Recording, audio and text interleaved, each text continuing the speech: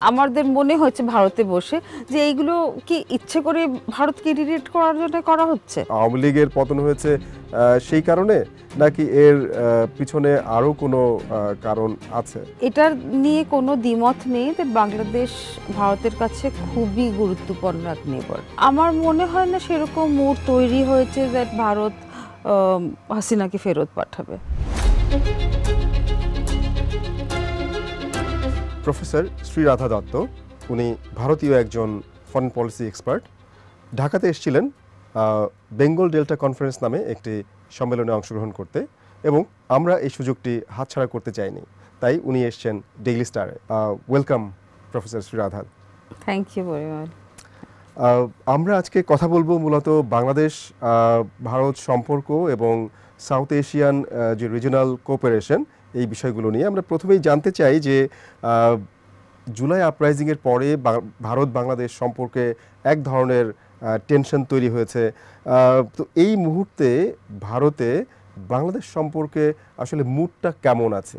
ঠান্ডা আমি বলি, সেটাই মনে হয় বোঝা যাচ্ছে। কারণ আমরা যেটা দেখেছিলাম কিছুদিন আপরাইজিংয়ের পরে, প্রথম তো আমাদের ফরেন সেক্রেটারি ভিজিট হয়, যেটা মোটামুটি ঠিকভাবেই গেছে, কোনো কিছু দেখিনি ওরকম আনটুয়ার্ড। কিন্তু তারপরে আবার কিছু মাস আগে তো আবার বিমস্টেকের সাইডলাইনে প্রফেসর ইউনূস আর প্রাইম মিনিস্টার মোদিরও একটা মিটিং হয়েছে। সেখানেও ওরকম কিছু গুরুত্বপূর্ণ এগ্রিমেন্টের কোনো কথা হয়নি বা কিছু ডিসিশন ওরকমভাবে, কিন্তু একটা টু হেড অফ স্টেট যেরকম হয় সেরকম। কিন্তু তার মধ্যে আমরা যেটা কিছু দেখেছি, এক তো বাংলাদেশ ইয়ান কেনা বন্ধ করে দিল, আমরা কিছু কিছু কানেক্টিভিটি যেগুলো চলছিল কিছু কিছু জিনিস আটকে দিয়েছি, বন্ধ করে দিয়েছি। তো ভিসাটা বন্ধ হয়ে গেছে, সেটা আমরা জানি। খুব কম, একদম বন্ধ হয়নি তা না, কিছু লোক এখনো আসছে চিকিৎসার কারণে, আরও কিছু এমার্জেন্সি কারণে। কিন্তু আগে যেরকম আমাদের অনেক যাওয়া আসা বেশি ছিল, সেইগুলো তো স্বাভাবিকভাবে সবার নজরেই পড়েছে যে অনেক কমে গেছে। তো একটু তো শীতল ভাব তো নিশ্চয়ই এসছে। এখন আমরা এটাও জানি, বাংলাদেশ থেকে আমরা শুনেছি দ্যাট ইন্টারিম গভর্নমেন্ট আমাদের ভারতের কাছে যোগাযোগ করতে চেয়েছে, মিটিং করতে চেয়েছে, সেইগুলো বোধহয় কিছু ওরকম পজিটিভ রেসপন্স পায়নি।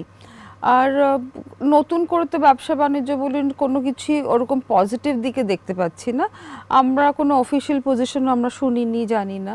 আমরা এটাই ভাবতে পারি যে হয়তো গভর্নমেন্ট ভাবছে ইন্টারিম, তো আমরা ভেবেই নিয়েছি ইন্টারিম মানে কিছু দিনের জায়গা আছে, সে লং টার্ম কোনো গভর্নমেন্ট না। আমি সবসময় বলে চলেছি যে ইলেক্টেড গভর্নমেন্ট আসলে ইন্ডিয়া নিশ্চয়ই, কারণ এটার নিয়ে কোনো দ্বিমত নেই যে বাংলাদেশ ভারতের কাছে খুবই গুরুত্বপূর্ণ এক নেবার।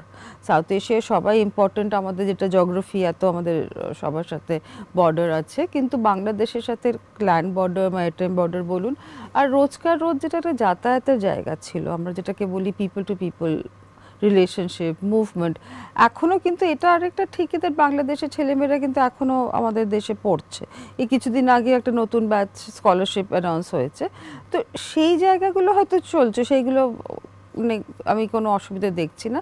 কিন্তু খুব বড় করে ভালো করে নতুন কোনো উদ্যোগ নিয়ে সম্পর্কটা, সেটা হয়তো এখন হচ্ছে না। আমরা দেখেছি যে গত বছর ডিসেম্বরে বাংলাদেশ সরকার আপনার দিল্লিতে চিঠি পাঠিয়েছে যে শেখ হাসিনা ওইখানে শেল্টার আছে, তাকে যেন দেশে ফেরত পাঠানো হয়, এবং ইন্টারন্যাশনাল ক্রাইমস ট্রাইব্যুনাল একটা অ্যারেস্ট ওয়ারেন্ট ইস্যু করেছে। তো ভারতের পজিশন কি? ভারত কি ফেরত পাঠাবে? আমরা বোধহয় ভারতের অফিসিয়াল পজিশন আমরা শুনিনি কিছু, তাই না? কারণ আমি জানি এখান থেকে নোট ভার্বাল গেছে, আমাদের অফিসিয়াল তো কোনো পজিশন নেই। কিন্তু আমি আমি এই জায়গাটা দেখি আর আপনার সঙ্গে কথা বলছি এটা নিয়ে, আমার নিজস্ব ধারণা যে শেখ হাসিনা কে ভারত খুব নিজের কি বলবো গেস্ট হিসাবে ট্রিট করছেন। ওনাদের কাছে উনি আশ্রয় চেয়েছেন, ভারতবর্ষ নিশ্চয়ই দেবেই। বাট আমার মনে হয় না সেরকম মুড তৈরি হয়েছে যে ভারত হাসিনাকে ফেরত পাঠাবে, মানে আন্ডার দ্য প্রেজেন্ট সার্কামস্টান্সেস। আর আমি এটাও এই এডিশনেই কথা বলি যে ভারত বাংলাদেশ এখন আপাতত একটু ঠান্ডা জায়গায় আছে, বাট আমি সবসময় বলছি যে খুব ইম্পর্ট্যান্ট আমাদের কাছে আপনাদের সব কিছুই। তো আশা করছি সম্পর্কটা আবার সুন্দরভাবে একটা গড়ে উঠবে, নানা এগ্রিমেন্টস তৈরি হবে, যেগুলো দুই পারস্পরিক দেশের মধ্যে হয়। কিন্তু সেখানে যদি আমরা শেখ হাসিনাকে ধরে বসে থাকি দ্যাট ওনাকে না পাঠালে এটা এগোনো যাবে না, সেই জায়গাটাতে হয়তো আমাদের মনে হয় আমাদের একটু নতুনভাবে দেখার জায়গা তৈরি হবে। কারণ my reading is that Sheikh হাসিনাকে যতক্ষণ না ভারত জানে দ্যাট ওনার ফিজিক্যাল সেফটি, ওনার ফিজিক্যাল সিকিউরিটিটা বাংলাদেশের এমন একটা এনভায়রনমেন্ট যে সাপোর্ট করবে, যতক্ষণ না সেটা ভারত আশ্বাস না পাচ্ছে, আমার মনে হয় না ভারত শেখ হাসিনাকে পাঠাবে না। আমার মনে হয় শেখ হাসিনা তো আসতে চাইছে, সেটা তো আমরা শুনিনি কখনো। উনি তো কিছু কিছু প্ল্যাটফর্মে কথা বলেন যে আমি দেশে ফেরত আসছি, আমি এই করছি, কিন্তু আই এম শিওর উনি যদি আসতে চান সেটা অন্য কথা, তাহলে নিশ্চয়ই ভারত সেটাকে আটকাবে না। বাট আমি কিন্তু শুনিনি কিছু, বাট আপনারা সেটা হয়তো বেটার ফলো করেন, বেটার জানেন। একই সাথে আমরা দেখছি যে ইন্ডিয়াতে বিশেষ করে কলকাতায় বেশ কিছু আওয়ামী লীগের নেতা কর্মী যারা হয়তো মন্ত্রীও ছিলেন, এমপি ছিলেন, তারা সেখানে অফিস নিয়েছে, যেটা আন্তর্জাতিক মিডিয়াতেও এসছে। এবং বাংলাদেশের পক্ষ থেকে বলা হয়েছে যে মানে ভারতকে অনুরোধ করা হয়েছে যে ওইখানে থেকে কোনো আওয়ামী লীগ কর্মী হোক বা কোনো বাংলাদেশি হোক, তারা যেন অ্যান্টি বাংলাদেশ কোনো কিছু তৈরি না করে, কোনো কিছু না করে। তো এই ব্যাপারটাও তো আরেকটা মানে ক্যাওস, মানে রিলেশনশিপের ক্ষেত্রে একটা টেনশনের ফ্যাক্টর হয়ে দাঁড়িয়েছে। সেটা কিভাবে অ্যাড্রেস করা সম্ভব? আমি যেটা মনে পড়ছে that অফিশিয়াল স্টেটমেন্ট হয়েছে যে ভারতবর্ষ কোনো সাপোর্ট দেয়নি ওরকম কোনো অফিসের ব্যাপারে, বাট তাদের কাছে কোনো এটা জানার জায়গা না। মিডিয়া রিপোর্টিং হয়েছে ঠিকই, আমি নিজস্ব জানি না যে কারা অফিস করেছে কিনা, অ্যাট অল হয়েছে কিনা, বা সেটার জিনিসটা অ্যাকচুয়াল রিয়ালিটি ফ্যাক্টস কিছুই আমার জানা নেই। বাট আমি কথার কথা বলছি, যদি সত্যি অফিস হয়ে থাকে, অ্যান্ড আপনি যেটা বলছেন যে আমরা জানি অনেকে, মিনিস্টার থেকে শুরু করে অনেকেই বাংলাদেশি তারা নানা জায়গায় পৃথিবীতে ছড়িয়ে আছে এই অগস্ট এটার আপরাইজিংয়ের পরে গত বছর, কিন্তু কলকাতায় বা ইন্ডিয়াতেও অনেক জায়গায় আছে। এরা যদি নিজেদের মতন করে, আমি কথার কথা বলছি, এরকম একটা জায়গায় যদি তারা বসে তাদের মতন করে প্ল্যান প্রোগ্রাম করতে থাকে, এক তো আমার মনে হয় না আমাদের কোনো সরকারের পক্ষে সম্ভব সেটা জানতে পারা, বা এমন না যে আমরা তারা ভারতের কাছে জিজ্ঞেস করে সেই জিনিসটা করছে। মানুষ তো রেন্টাল করতে পারে, অনেক লোক আমরা জানি আপনাদের ওখান থেকে গিয়ে রেন্টালে আছে, বা যাই হোক সেটা ওদের ব্যাপার। তো সেই ব্যাপারে আমার মনে হয় না ভারত কোনো সাপোর্ট দিচ্ছে, বা ভারতের মানে নলেজে সেটা আছে। আর তারা তাদের মতন করে একটা পার্সোনাল লেভেলে যদি এই জিনিসগুলো করে, তাতে আমার মনে হয় না ভারতের কোনো রোল আছে টু ইদার সাপোর্ট বা খুঁজে বার করে সেটাকে ডিসম্যান্টেল করা, সেটাও হয়তো আমার মনে হয় না অতটা কিছু ইন্টারেস্ট ভারত নেবে। আপনার এইখানে যদি সত্যি সত্যি সেরকম কিছু আইডেন্টিফাইড হয়, কারণ এখন অনেক কিছুই ঘটে যেটা আবার বের করাও সম্ভব, তো সেটা ভারত সরকারকে অবশ্যই সেই ধরনের কোনো কিছু হলে অ্যান্টি বাংলাদেশ সেটা স্টপ করা উচিত বলে আপনি মনে করেন কিনা? মানে আমি যদি কথাই বলছি আর কি, মানে খুবই একটু মানে কি বলবো কমপ্লেক্স ইস্যুটা। যদি মানে এখন সেটা অ্যান্টি বাংলাদেশি অ্যাক্টিভিটি হচ্ছে না, তারা কেউ তো একটা মানুষ তো অফিস বসে একটা স্টুডিও খুলতে পারে, মানে আইডেন্টিফাইড হয় আর আমার ধারণা মানে ভারত বাংলাদেশের মধ্যে সম্পর্কটা যেরকমই জায়গায় আছে, ভারত কখনোই কোনো অ্যান্টি বাংলাদেশি অ্যাক্টিভিটি ভারতের সয়েল থেকে হবে সেটা নিশ্চয়ই সাপোর্ট দেবে না। এই ব্যাপারে আমি নিশ্চিন্ত দ্যাট ওরা কখনোই সেটা চাইবে না যে ঠিক আছে আমাদের বাইলাটারাল সম্পর্কটা একটা অন্য জায়গায় একটা আগে ছিল, একটা ব্রেক এসছে, আবার সেটাকে রিভাইভ হবে, এটা নিয়ে আমার তো কোনো দ্বিধাবোধ নেই বলতে। কিন্তু তাই বলে যে যদিও এখন শিথিল হয়ে পড়ে আছে সম্পর্ক, তাই বলে কি অ্যান্টি গভর্নমেন্ট অ্যান্টি বাংলাদেশি কোনো অ্যাক্টিভিটি আমরা সাপোর্ট দেবো? একেবারে নয়। আপনি যেটা বলছিলেন প্রথম দিকে যে বেশ কিছু ঘটনা ঘটেছে আপনার জুলাই আপরাইজিংয়ের পরে, ভিসা কমে গেছে, বাংলাদেশিদের ট্রাভেল কমে গেছে, সেটা নর্মাল ট্যুরিস্ট হোক অথবা মেডিকেল সার্ভিস নেওয়ার জন্য যারা যায় তারা হোক, আপনার ট্রেড রেস্ট্রিকশনস বেশ কিছু এসছে এবং ইন্ডিয়ার পক্ষ থেকেই বেশ কিছু মেজার্স নেওয়া হয়েছে, যদিও বাংলাদেশের পক্ষ থেকে একটা হয়েছে রোডওয়েতে আপনার ইয়ার্ন কেনা বন্ধ, সেটা হয়েছে। এবং সেইখানে আপনার আওয়ামী লীগের কর্মীদের শেল্টার দেওয়া শেখ হাসিনা থেকে শুরু করে। সো এই অবস্থায় আসলে সম্পর্কটা কোন দিকে, মানে এইভাবে কতদিন চলতে থাকবে? মানে আপনি যেটা বললেন যে ইলেকশন পর্যন্ত, এখন সেটা হয়তো ইন্টারিম গভর্নমেন্ট এবং পৃথিবীর সমস্ত দেশের সাথেই তো একটা সম্পর্ক চলছে। সো কেন আসলে ইন্ডিয়ার সাথে সম্পর্কটা শীতল কেন হবে? এটা কি শুধু আওয়ামী লীগের পতন হয়েছে সেই কারণে, নাকি এর পিছনে আরও কোনো কারণ আছে?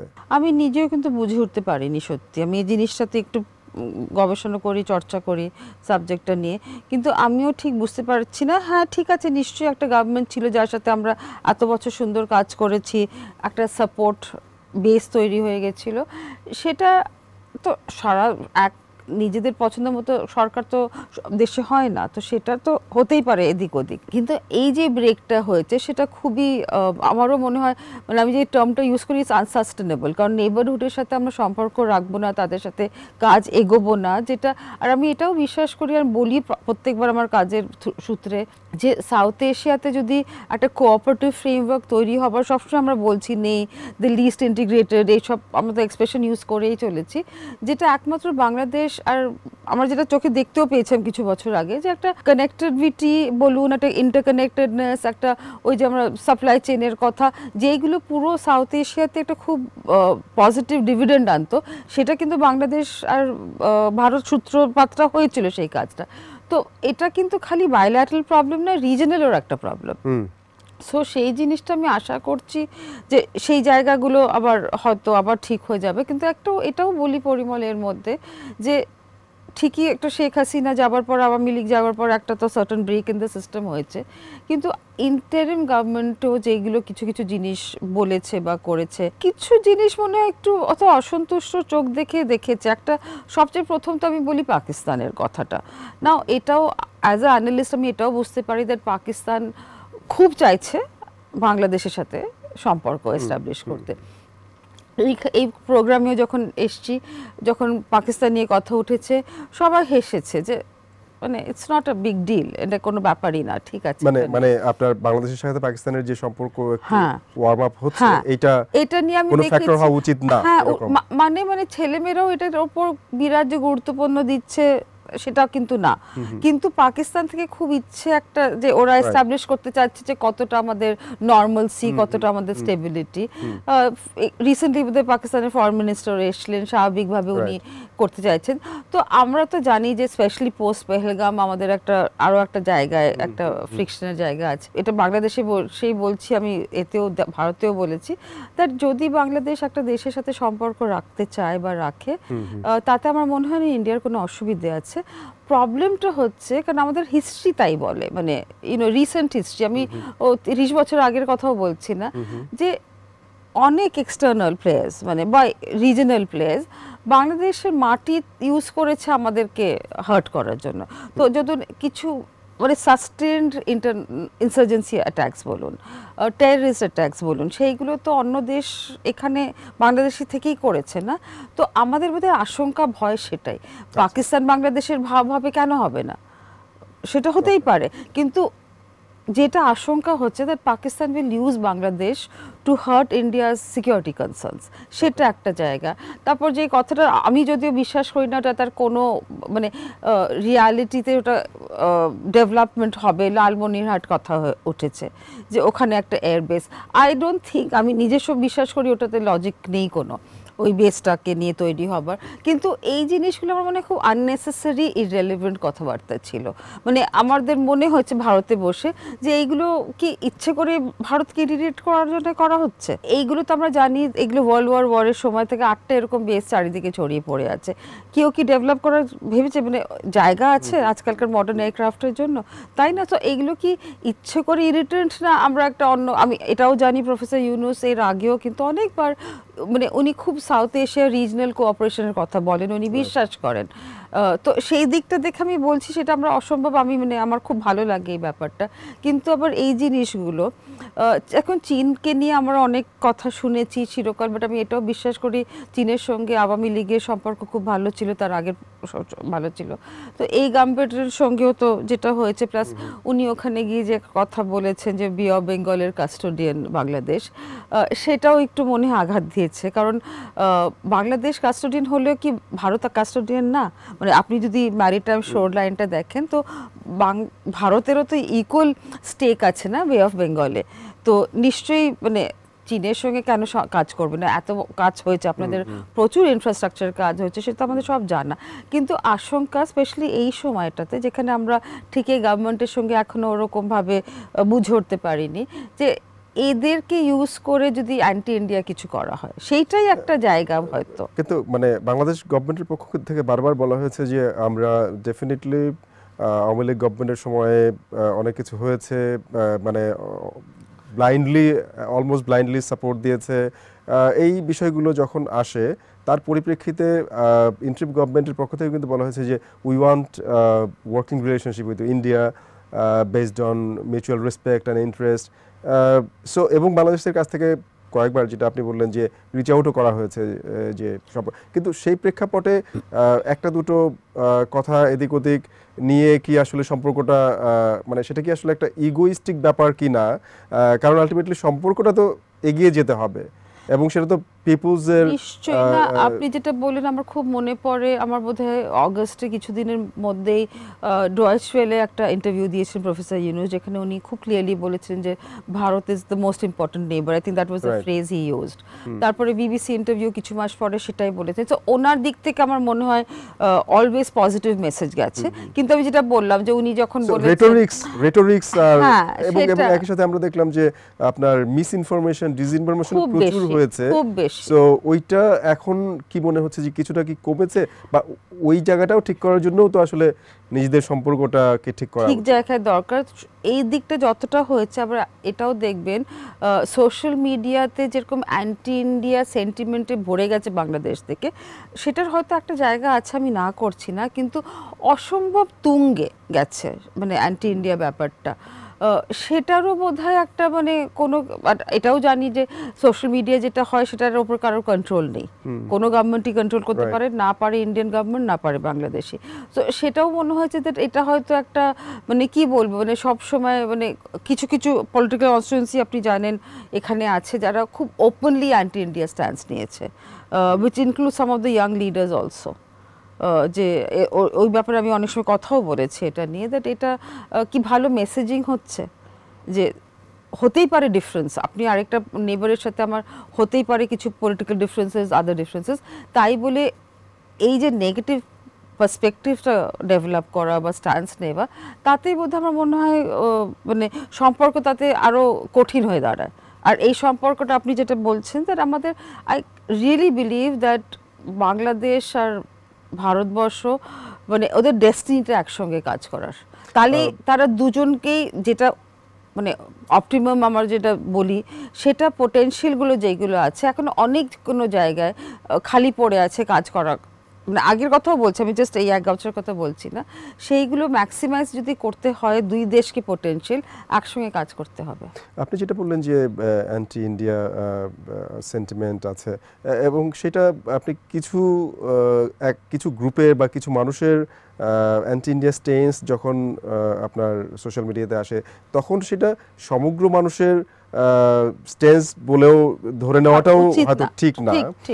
কিন্তু ইন্ডিয়ার ক্ষেত্রে কিছু কিছু ঘটনা যেটা প্র্যাকটিক্যাল, যেই ট্রেড ব্যারিয়ার্সগুলো তৈরি করা, রেস্ট্রিকশন, ভিসা, এবং এই যে পুশিন, যেটা hundreds of Bengali speaking people, কোনো কোনো ক্ষেত্রে তারা Indian but they have been pushed back into Bangladesh, এবং যদি কেউ বাংলাদেশি হয়েও থাকে আনডকুমেন্টেড, তাকেও পুশিন যেটা করা হয়েছে, মানে this clearly সেইজ how India is treating the current government of Bangladesh. তো সেই জায়গা থেকে আপনি এটাকে কিভাবে ব্যাখ্যা করবেন? I am been very against this pushing policy. আমাদের দেখুন, আমি এটাই বলি, যখন দুই দেশ পারস্পরিক সম্পর্ক ভালো, তখন এই ডিফিকাল্ট ইস্যুগুলো ডিসকাস করার কথা উচিত ছিল। আনডকুমেন্টেড মাইগ্রেন্টস বাংলাদেশে আপনারা সবাই জানেন প্রচুর, এটা নিয়ে অনেক কথা হয়েছে, কিন্তু কখনোই কোনো রেজলিউশনের দিকে করা হয়নি। যখন শেখ হাসিনার সময় এই কথাটা ওঠেইনি কখনো আমাদের মধ্যে। এইটা এক্ষুনি যেটা আপনি যেই কথাটা বলছেন, যেটা আমরা দেখতে পাচ্ছি স্পেশালি আসাম, ওয়েস্ট বেঙ্গল, কিছুটা তো স্টেট ইলেকশনের মাথা ভেবে জিনিসটা করা হচ্ছে, সেটাও একটা জায়গা। সবাই তার মতন কনস্টিটুয়েন্সি করে, আই মাস্ট সে আমাদের ওয়েস্ট বেঙ্গলের চিফ মিনিস্টার একটা অন্য স্ট্যান্স নিয়েছেন, উনি একদম রুখে দাঁড়িয়েছেন যে এরকম আমি সাপোর্ট দিচ্ছি না এই জিনিসগুলো। সেন্টার আপনি জানেন একটা পার্টিকুলার পয়েন্ট অফ ভিউ আছে এই ব্যাপারটায়, তো তারা এটা করছে। বাট আপনি বলতে যাচ্ছেন যে এখানে ইন্টারনাল পলিটিক্সের একটা খেলা চলছে, খুব বড় কিন্তু মানে বাস্তবতা হলো যে ইন্টারনাল পলিটিক্স হলেও সেটা তো এক্সটার্নাল সেটার ইমপ্যাক্ট পড়ে। আমি সত্যি কি বলবো, আমার খুবই খারাপ লাগে, কারণ চোখে ইমেজগুলো তো দেখতে পাচ্ছি যে এগুলো হচ্ছে, অ্যান্ড আমরা এখনো কোনো ভেরিফিকেশন করা, আপনি যেটা বলছেন, অনেকেই বলছে যে তারা অনেক বছর ধরে ইন্ডিয়াতে আছে। এখন এই আইডেন্টিটি ক্রাইসিসটা, সিটিজেনশিপ নিয়ে যে কন্ট্রোভার্সিটা, মানে আমার কাছে খুব খারাপ লেগেছে। আমার মনে হয় এটা অ্যাভয়েড করা যেতে পারতো। এবং মানে কিছু কিছু ক্ষেত্রে যে অ্যান্টি ইন্ডিয়ান কথাবার্তা যেটা আসে, যেমন সেটার কিছু কিছু ফ্যাক্টরও আছে যে আওয়ামী লীগের সাথে এত ভালো সম্পর্ক ছিল, কিন্তু যেমন তিস্তা নিয়ে বা পানি নিয়ে আসলে কোনো কিছুই এগোয়নি, এবং সামনে গঙ্গা চুক্তি রিনিউয়ালের ব্যাপারটা আসছে, সেটা কি হবে ইট ইজ স্টিল আনসার্টেন। এখন যে পাকিস্তানের ক্ষেত্রে যেটা হয়েছে যে পানি দেওয়া বন্ধ করে দিবে ইন্ডিয়া পহেলগামের প্রেক্ষাপটে, তো আসলে সম্পর্ক যদি ঠিকঠাক না হয় তাহলে তো ওই ধরনের মেজার্স যখন আসে, that specifically goes against the people, মানে we do politics, diplomacy and everything for the people. So ওইটা যদি ঘটে, পিপল যখন সরাসরি অ্যাফেক্টেড হয়, ওয়ার্ডসের এক ধরনের টুল হয়ে যায় পানির মতো ঘটনা, তখন তো মানে আসলে কিছু করার থাকে না। এইটা নিয়ে আপনি জানেন আমার অনেক কাজ আছে, আমি পানি নিয়ে বলেছি যে কেন যে এই জিনিসটা বাংলাদেশের কাছে এত ক্রিটিক্যাল একটা কোর ইস্যু, মানে ইমোটিভ ইস্যু, কোর ইস্যু, সেই নিয়ে কেন এগ্রিমেন্ট হয়নি বা কিছু। দেখুন, একটা তিস্তার ফ্লোয়ের একটা ব্যাপার ছিল যে আমাদের ডেটা ছিল না আমাদের কাছে, যখন আমাদের প্রাইম মিনিস্টার মনমোহন সিংয়ের সঙ্গে কথা হয়েছিল এখানে, তখন আমাদের কোনো ডেটা ছিল না বলে স্টেট গভর্নমেন্ট বলেছে যে, এটা ওয়েস্ট বেঙ্গলের কথা বলছি আমি, যে আমাদেরও তো অ্যাগ্রো বেসড, ওয়েস্ট বেঙ্গলটাও অ্যাগ্রো বেসড, আর এখানে যেভাবে পানিটা আসছে সেটাও আপনাদের খুবই অ্যাগ্রো বেসড একটা ইকোনমি, ওই দিকটা ডিপেন্ডেন্স অন ওয়াটার। কিন্তু দুই ফ্রেন্ডলি নেবার এটা নিয়ে একটা ভালো করে একটা করতে পারতো, ডিসকাস করতে পারতো। দেখুন, এখনও কথা বলছি, চুক্তি হয়নি কিন্তু পানি যা আসার তা আসছে। প্রবলেমটা কি হয়, 2 মাস যেটা লিন সিজনের কথা বলি, তাই তো, ওই লিন ওই যখন আবার বর্ষাকালে অনেক বেশি পানি আসে, এক্স্যাক্টলি। সো এই একটা হচ্ছে management of water, basically lean সিজনে কি করে যাদের দরকার সেটা দেওয়া যাক, আর ফ্লাড মানে ওয়াটারটাকে কি করে কন্ট্রোল করা যায়। অনেক সময় আমরা দেখেছি, মানে ইন্টারন্যাশনাল এতেও কথা হয়, দ্যাট বাংলাদেশের পার পার্সন ক্যাপিটা যে জল দেখি অনেক কিন্তু বেশি as compare to India. That's because of course rainfall আপনাদের বেশি, মানে সব কিছু মিলিয়ে সেই ক্যালকুলেশনটা হয়। কিন্তু অফকোর্স যখন অ্যাগ্রিকালচারের জায়গার কথা বলছি, সেই সময় আমাদের জানি, সেই কারণে মানে সবার কাছে যারা, মানে আপনি যেটা বলছেন কমন লোকের কাছে ওটা বিরাট একটা চিন্তার বিষয় হয়ে যায় যে চাষ কি করে করবে। তো এই চুক্তির তো একটা ডেফিনেটলি জায়গা ছিল, আর এটা আমি অনেকবার, আপনি ভালোই জানেন যে 2010-এ কথা হয়েছিল রিভার বেসিন ম্যানেজমেন্ট করে জিনিসটাকে এগোনো হবে, অনেক কিছু এগোনো হয়েছে, অনেক কিছু চিন্তা করা হয়েছিল, কেন হয়নি আমিও কিন্তু আমার কোনো এক্সপ্লেনেশন নেই সেটা। অ্যান্ড আমি খুবই, মানে আমার মনে হয় উচিত ছিল, যদি আমাদের কিছু কিছু ইন্টারেস্ট তো বাংলাদেশ নিশ্চয়ই দেখেছে, আর আমরাও সেটা অনেকভাবে সাপোর্ট দিয়েছি বাংলাদেশকে, আপনাদের অনেক কানেক্টিভিটি করিডোর ব্যাপারে সব কিছুই। তো এইটা যেটা এত ইম্পর্ট্যান্ট একটা ইস্যু বাংলাদেশের কাছে, কেন সেটা নিয়ে দুটো দেশ বসে একটা জায়গায় একটা, মানে যেটা আমি কেবল একটা সলিউশনে আসতে পারেনি, সেটা আমারও জানা নেই সত্যি।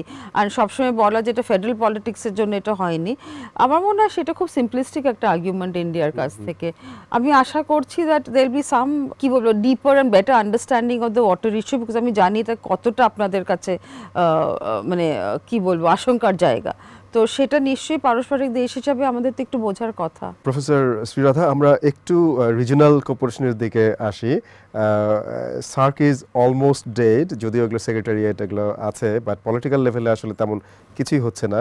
এবং এখন যেই প্রসঙ্গটা আপনি আগে বলেছিলেন যে বাংলাদেশের সাথে পাকিস্তানের সম্পর্ক বেটার হচ্ছে, সেটাতে এবং এখন সবচেয়ে বড় যেটা যে ইন্ডিয়ার সাথে এক ধরনের স্ট্রেইন চলছে, তাহলে কি সার্ক, সাউথ এশিয়ান কোঅপারেশন, এইটার ফিউচার কি খুব ব্লিক, নাকি কোনো আশার আলো এখনো আছে? দেখুন, আমাদের যেটা আপাতত প্রবলেম, একটা সার্কের না, আমি সার্ক নিয়ে আমার থিসিস সার্ক নিয়ে, সো আমি একটু সার্ক নিয়ে পড়াশোনা করেছিলাম বেশ অনেক অল্প বয়সে। আমার ধারণা যে যেটা আমরা একটা প্রেফারেন্সিয়াল ট্রেড, সেটাই তো কথাটা, সার্কের মেন কোর ইস্যু তো ট্রেড অ্যান্ড ইকোনমিক্স, ওই দিকটা প্রেফারেন্সিয়াল ট্রেড অ্যারেঞ্জমেন্টেই যেতে পারেনি, মানে ওটাই পুরোপুরি হয়নি, এগিয়েছি ফ্রি ট্রেড তো অনেক পরে। ফ্রি ট্রেডের জায়গা যেটা ছিল যে আমাদের সবচেয়ে বেশি হচ্ছে ইন্ডিয়া, উইচ ইজ দ্য তখন বিগার স্টেট, বিগার ক্যাপাসিটি, তার যে ট্যারিফ লাইন্সগুলো আনার কথা ছিল, তার সাথে সাথে নেক্সট লাইনে ছিল পাকিস্তান, সে তখন রাজি হয়নি। মানে এটা আমি তখন বলছি, এটা দুজনের মধ্যে কিন্তু কোনো ওই সময় ফ্রিকশন টেনশন চিরকালই থাকে, বাট ওটা ইমিডিয়েট পয়েন্ট ছিল না। তারপরে ওই সময় আমি বলছি 88-89-এর সময় আমাদের তখন একটা ওই রোড ট্রান্সপোর্টের কথা হয়েছিল, যেটা তারপরে বিবিআইন বলে চেঞ্জ হলো। সেই সময়ও যখন প্রত্যেকটা দেশ কিন্তু সাউথ এশিয়াতে এগ্রি করেছিল, হ্যাঁ এরকম একটা ম্যাপ আমরা মাল্টি মডেল একটা করিডোর মতন তৈরি হবে, কিন্তু পাকিস্তান তখনও রুখেছিল, যে কারণে এগ্রিমেন্ট একদমই এগোয়নি। তারপর তো অফকোর্স বিবিআই নিয়ে সেটাও অনেক কমপ্লিকেটেড একটা ব্যাপার তৈরি হলো, কিছু এগোয়নি। সো আমরা দেখেছি যে সেই জায়গাগুলো তো আছে, কিন্তু তারপরে যখন অফকোর্স এই যে হোস্টিলিটির পেহেলগাম ধরুন, India has been very clear that যখন কেউ টেররের using the tool of terror to attack, তার সেই দেশের সাথে আমরা কী কথা বলবো, তার সাথে আমাদের ডায়লগের কথা যায়। এমন না যে প্রাইম মিনিস্টার মোদি কেন, এর আগেও যত প্রাইম মিনিস্টার চেষ্টা হয়নি, মানে তারা নিজেরা ইমপ্রম্পটু ভিজিটে গেছে, একটা বন্ধুত্ব জায়গা থেকে সম্পর্কটা দেখার চেষ্টা করেছে, যা একটা আছে, তার আমাদের একটা হিস্টোরিক্যাল বেস আছে অফ দ্য ইন্ডিয়ান সাবকন্টিনেন্ট না, কিন্তু বারবার দেখেছি আমরা দ্যাট একটা সার্টেন সেকশন আছে পাকিস্তানে যারা কখনোই ইন্ডিয়ার সাথে সম্পর্কটা ভালোর দিকে দেখেনি, সবসময় একটা আঘাত তৈরি করেছে। টেরর অ্যাটাকসও বারবার হয়েছে, একবারের কথা না। তো সেই জায়গায় আমি কি করে সার্কের কথা আমরা বলি? এখন আমরা দেখছি যে ইউএস এর সাথে ইন্ডিয়ার একটা ফ্রিকশন তৈরি হওয়ার প্রেক্ষাপটে চায়নার সাথে ইন্ডিয়ার সম্পর্ক ভালো হচ্ছে। আজকে ইনফ্যাক্ট মিটিং ছিল, শি জিনপিং এবং নরেন্দ্র মোদীর মিটিং হয়েছে।